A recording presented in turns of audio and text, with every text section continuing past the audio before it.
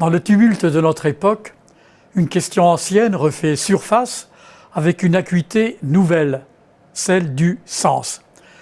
Les propositions spirituelles foisonnent, méditation venue d'Orient, pleine conscience, développement personnel, figure de gourou ou de coach, mais au cœur de cette profusion, une interrogation demeure: qu'en est-il aujourd'hui de la spiritualité chrétienne?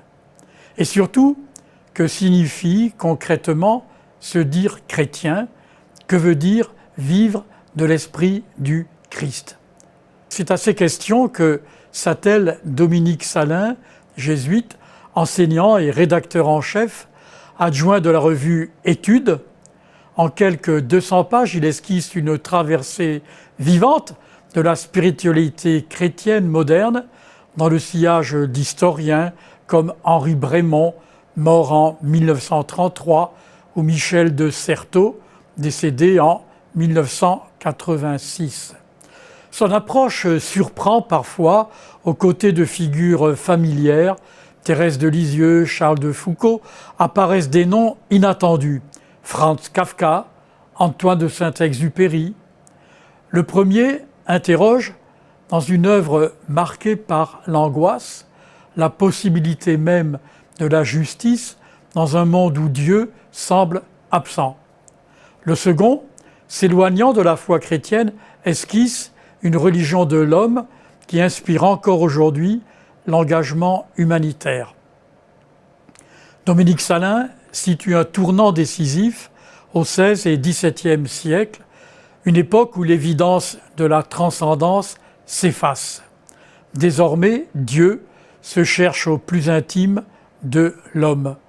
Thérèse d'Avila en témoigne avec son château intérieur: l'abandon à Dieu n'est pas une fuite du monde, mais chemin intérieur exigeant. Avec Thérèse de Lisieux, cette quête se fait simplicité radicale. Dieu se rencontre dans l'ordinaire. Je n'ai pas d'œuvre à présenter à Dieu, confie-t-elle, ouvrant ainsi une voie de sainteté accessible à tous, libérée de toute volonté de puissance. Charles de Foucauld, quant à lui, choisit l'effacement.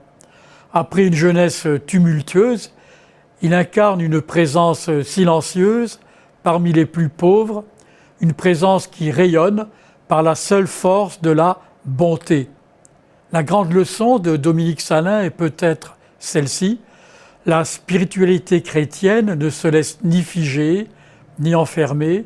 Action et contemplation ne s'opposent pas, elles se fécondent. Les plus grands spirituels furent toujours les deux à la fois. Au fond, l'essentiel demeure d'une simplicité désarmante: laisser le Christ habiter notre existence et apprendre jour après jour à en vivre. Merci de votre écoute. À bientôt.